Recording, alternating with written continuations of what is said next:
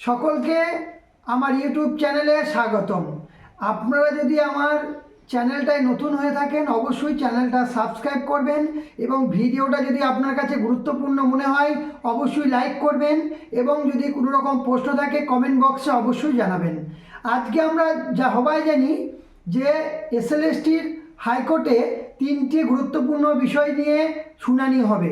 প্রথম শুনানি হবে যে ভুল প্রশ্নের যে মামলা, যে ভুল প্রশ্নগুলো ছিল, যারা ভুল প্রশ্নের জন্য কেস করেছিলেন তাদের আজকে ভুল প্রশ্নগুলোর হাইকোর্টে আজকে বিচার হবে।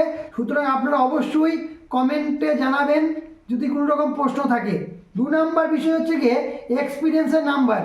এক্সপিরিয়েন্সের যে নাম্বারটা সেটা মুড়ি মুরগির মতন রাজ্য সরকার এবং কমিশন সবাইকে দিয়ে দিয়েছিল যারা প্রাইভেট স্কুলে চাকরি করে, দিয়ে দিয়েছিল যারা কেন্দ্র সরকারের নবোদয় বা বিভিন্ন যে স্কুলে চাকরি করে তাদেরকে, এবং যারা আপার প্রাইমারিতে চাকরি করে তারাও কিন্তু অনেকজন এই 10 নম্বরের ঢেরাও নাম্বারটা পেয়েছিলেন। তো এই পুরো বিষয়টা বা অনেকজন প্রাইভেট স্কুলেও যে এই 10 নম্বরটা পাবে কি পাবে না, যদি একটা অন্য কেউ পায় তাহলে প্রাইভেট স্কুলে মাস্টাররা কী দোষ করলো, তারা পাবে কি পাবে না, এই সামগ্রিক মামলাটা কিন্তু আজকে হাইকোর্টে কিন্তু শুনানি হবে। এবং 3 নম্বর বিষয় হচ্ছে গিয়ে ক্যাটাগরি পরিবর্তন।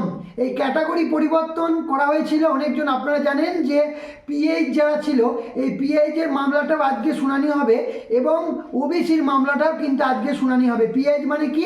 পিএইচ অনেকজন যে পিএইচটাকে আমাদের কমিশন যারা হাড়ের প্রবলেম রয়েছে তাদেরকে পিএইচ ক্যাটাগরিতে রাখিনি, তাই পিএইচ ক্যাটাগরিতে ওরা কিন্তু কেস করেছিল, তাদের কিন্তু শুনানিটাও আজকে হবে। তো আজ হাইকোর্টের 3টে গুরুত্বপূর্ণ বিষয়ের নিয়ে শুনানি চলবে।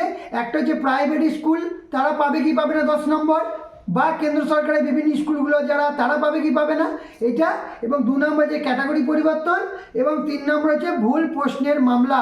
এই 3টে বিষয়ের ওপর হাইকোর্ট আজকে শুনানি হবে। শুনানিতে কী রায় হলো সেটা দেখার জন্য পরবর্তী ভিডিওর জন্য অপেক্ষা করুন।